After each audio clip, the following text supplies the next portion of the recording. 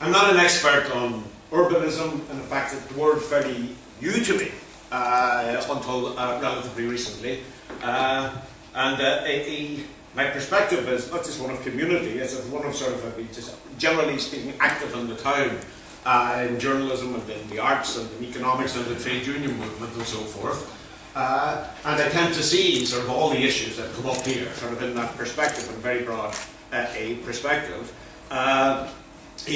What strikes me, just strike you in terms of very simplistic thought, that the buildings that we live in and that we work in and that we play in, those buildings are what shape our lives, and the most important is the one that we live in, houses. The city consists mainly of houses, it consists of lots of other things as well. But first of all, the citizens have to have somewhere to live. And we've got a housing crisis.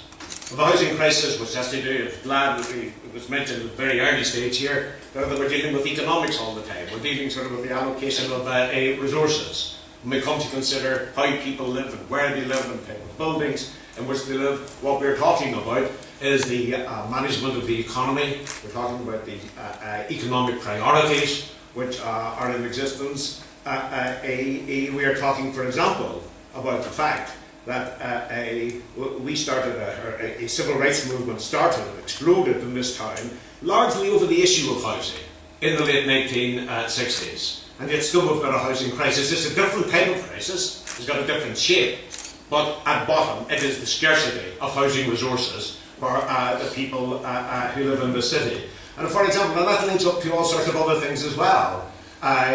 The collapse, the ideologically driven collapse of official trust in the public sector. So the end sort of to publicly built housing, the end to it. The rapid growth in the private rented sector, which has been fueled by a property boom. So this has given rise to a situation in which we have, and you walk around the town and you'll see it.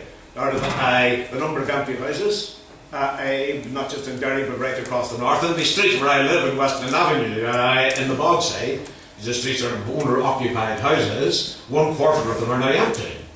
And an increasing number of the ones which are occupied by students. I've got nothing at all against students, but what they are, they're houses which are bought to rent. Thereby all people sort of, the whole character of the area is changing. In some ways for the better. I'm all in favour of rowdy young people as long as they're not too rowdy late at night, too close to my home. The change because of the housing situation. Also, sort of, you try to link that into other things. You can see sort of the way this city is affected, and so many cities are affected by the lack of public transport and lack of investment in public transport, and that affects employment as well. Sort of when you look, sort of all research shows sort of that the negative factors preventing people from taking up employment. We hear an awful lot, and rightly so, about childcare and the absence of childcare. All research shows that equal with childcare, just as big a negative a factor, is the absence of public transport. For example, if you live in the Gallia estate, and if you look at maps and talk to people, anybody from outside, you know where the Gallia estate is, in Derry, can you take a job over at Alf-McGalvin in the Matalan shop, for example? I've got a particular case of a conversation yesterday night. You can't. There isn't that the public transport to take you, and if you can't afford it, you can't actually take up that employment. So employment prospects and people's chances in lives and their children's chances in lives are affected by all these things, and our city is affected by all these things. We're affected by the buildings, sort of, and all and what there used to be put to buildings, sort of, and the availability of work and all the rest of it are affected by all these things, by economics. And the point that I'm making generally, sort of, more cryptically, I hope than I had intended to make it, is that all the questions which have been mentioned here, that I've heard over this past hour and a half from the Minister and from Eamonn and from others, all of them in the end sort of can be traced back to the whole question of resources in our society and how you distribute it. And that leads me to look at some of the... this is a great and easy city in which to talk about sort of built heritage. Here we are, I can look out the door when you go outside. We're beside the city walls. We're just within the city walls of Derry where the siege was. We are actually here on the doorstep of history, and everywhere you go in Derry is like that. You see, sometimes when we think of ourselves, or other people think of us, like Berkeley, we think of ourselves as a little backwater. We do not think of ourselves ever as a little backwater. We're far too arrogant, with too much of a swagger and a lump in our step to allow us to think like that. But there have been occasions, it's not an exaggeration for us to say, it's that thing about Derry people whining. I don't think the characteristic sound of Derry is a whine. I think the characteristic sound of Derry is a chuckle of satisfaction of being managed to come from Derry. That gives us. And as far as we whine, I mean, we whine well, don't we? We're well known for whining. Yeah, we're good at that too. And we don't get enough credit for it. There have been a couple of occasions in history. And this comes back to buildings and to built structures. A couple of occasions in history when Derry has been at the forefront of European history, of European developments. You know, these were in the late 17th century, the siege of Derry, when the walls here were surrounded. The Jacobite forces outside and the Williamite forces inside, defending Londonderry. The second occasion were right at the forefront of things. The other occasion was that it seems to be in the late 1960s.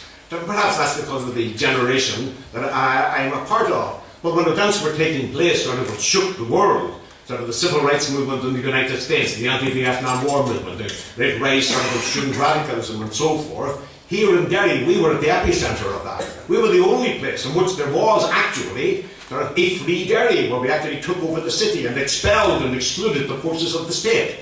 Another siege, 2 sieges in Derry, separated by centuries.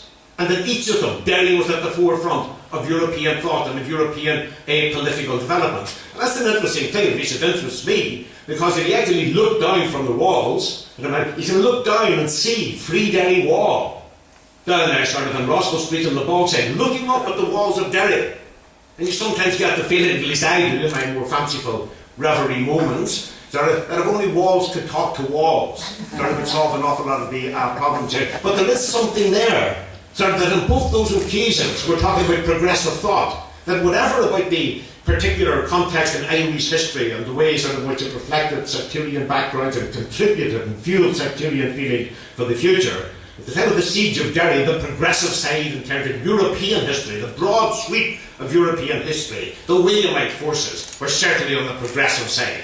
They were fighting for an end to absolute monarchy, for the right of Parliament, to hold the king to account, in whichever crude way. And similarly, in 1968 and 1969, people were fighting for the right to equality, the right to equal citizenship, and so forth. And that was a progressive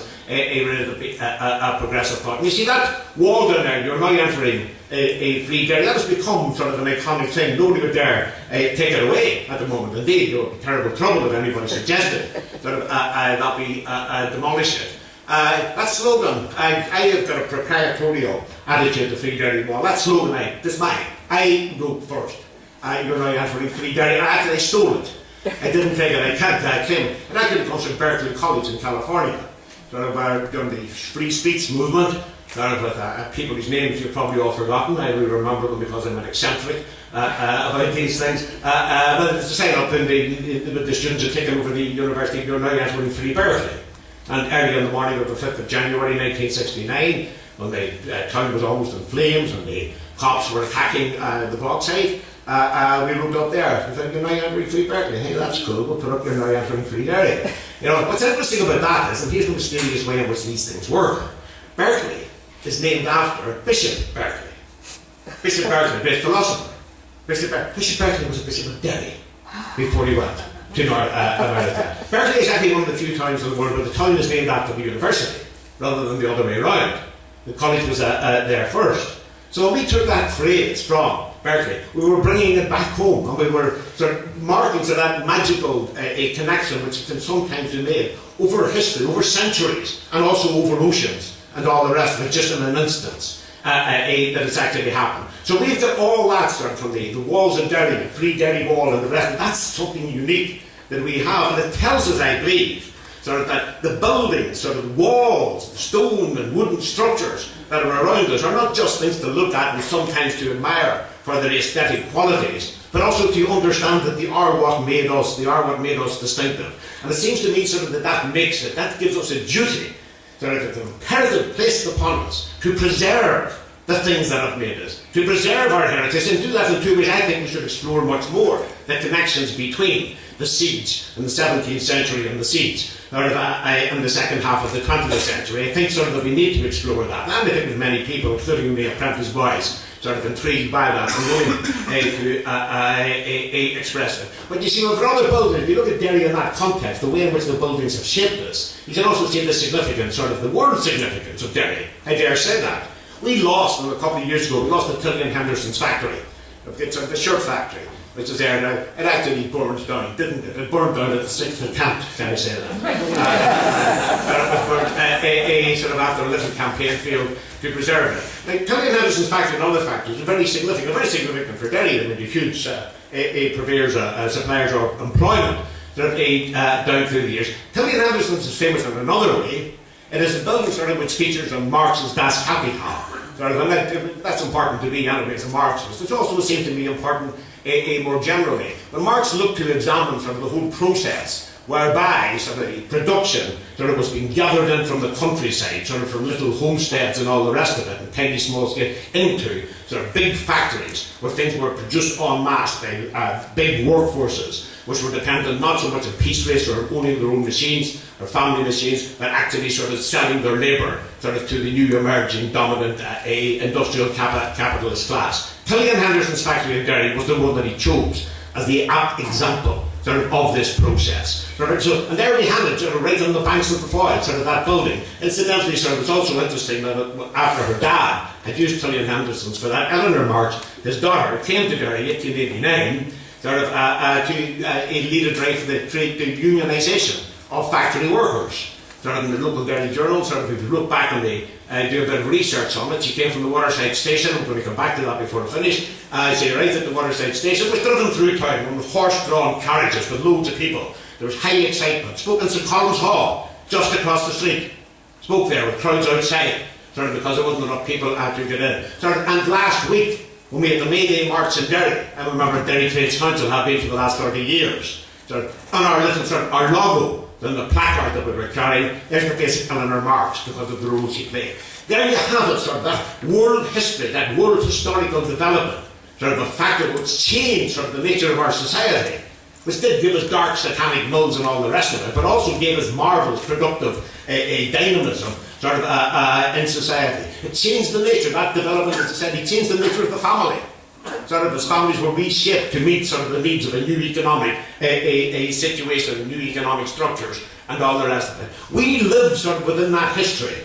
So we've got that history all around us. You see, we've lost Tillian Henderson, we've lost Hamilton's factory and a whole lot of other places like that, but there's still some left. There's still some left that, you know, and it seems to me there's an enormous duty upon us. If we're going to respect ourselves and our history and what we are and how we came to be what we are, and that in turn conditions what we can and what we are going to become. If we're going to respect that, then we have to sort of look at sort of the buildings and sort of the way they fit in, not just to history as a linear narrative, but sort of the history of consciousness and the history of consciousness of being from Derry and what this means. So, and the list, I know sort of time is very short. So if I am among other things that I tend to fill my life with, if I'm a member of the railway campaign into the West, in which I've been fighting for years, and so far with some success, and actually preserving the rail line into Derry and ensuring sort of that in the 1960s they tried to cut all the railways in Derry. We had the Benson report, those of you from across the water who are old enough will remember the Beatson report, you know, which decimated, sort of destroyed. It began the whole process, which ended sort of with the privatisation, the disastrous privatisation of railways in the last 30 years across the world. Well, we had our own mini version of that here, the Benson report, and they recommended that there be no railways left, no rail lines left into Derry. We had 2 at that time, usually a 4. So that was down to 2 by the 1960s. They wanted to chop the 2 of them in the 1960s. The campaign saved one of them, and still there, coming into the waterside station, right beside Everington. So when I ask you to go there sort of and look at that, looked at the station, looked at the old station that the trains used to come in on, designed by Lanyon sort of in the 1870s. It was Lanyon, father and son. The father was the sort of leading British military and transportation architect in Ireland in the 19th century. And the old station, which is not used at the moment, but is still sitting there, So built in big grey, I don't know enough about stone, it's a sort of sandstone, grey boulder-faced sandstone. Very sort of, you talk about resilient, it really looks resilient, it looks robust, and it looks across the river. And that's what it was designed for. And here's the point I'm making. Even Tilley and Henderson's and Hamilton's factories, while they're distinctive to Derry and so forth, they weren't built designed for Derry. There were other factories like that, other buildings like that, right across the industrial Britain and Ireland at the time. That station over there was purpose-built. It was site-specific. The Langham was asked, sort of by, was it the Great Northern, I forget sort of the name of the railway company at the time. It was asked specifically to do something which would reflect the history of Derry and, quote, the dignity of Derry. And that's what he did. And it was just that station over there, opened in 1875. Resilience, a theme for a resilient city, a symbol of a resilient city. There it is. It survived the 1960s. It survived being bombed twice by the IRA in the 1970s. And it's still standing. Sort of triumphed over history, over adversity, over attempts literally to reduce it to rubble. We've got a new railway line being built at the moment. That took something of a campaign to get the money to do that, and to get the Department of Regional Development to agree sort of to upgrade our line sort of rather than threaten it with the axe. What we want to see, and I remember the Into the West Rail lobby, we want to see in July 2013, City of Culture. We want to see when the first train comes in the new line over there. We wanted to see it come in with balloons and banners and bells and singing and all the rest of it. We want to see it coming into the old station, the old waterside station still there. Because unlike Tilley and Henderson's, unlike Hamilton's, people said over Tilley and Henderson's, well, it's okay, we got all that history and so forth, but look, what are we going to do with it? Well, there's loads of things you could have done with it. Only the state sector could have done it, but we'll leave that to the side. For them, loads of things that you could have done with it. Nobody can ask about this building, well, what are you going to do with it? What we want to do with it is what it was designed to do. To be a railway station, built in the 19th century, but sort of operating now sort of as the terminus in this beautiful city for the best transportation means that we've got in the 21st century. Railways, trains are the cleanest, the quickest, sort of the most efficient and the cheapest if they're properly run, sort of mode of mass transportation and known in human history. We want that over there, and in 2013 I want this to be at the centre of Derry City of Culture, to celebrate our built heritage as part of our culture, to celebrate the way in which, sort of, and I leave you on this sort of again, I don't know how you're all leaving Derry and going back. The next time you come to Derry, come by train, come down from Castlerock and Coleraine, sort of watch as the train comes on that, the sweep and the curve and the curl of the river as the rain comes in. You can look across the Donegal, looking at the Castlerock and downhill and the cliffs on the one side and the sea on the other. There is no more breathtakingly beautiful sight to be seen from a railway carriage anywhere in the world. And if it can end, if it can come to a terminus in Langland's old building on the waterside, then we can say that we have given new life, not only to an old building, but the whole idea of respect for our heritage, and in respecting our heritage to build better for the future. Thanks a million. Sorry,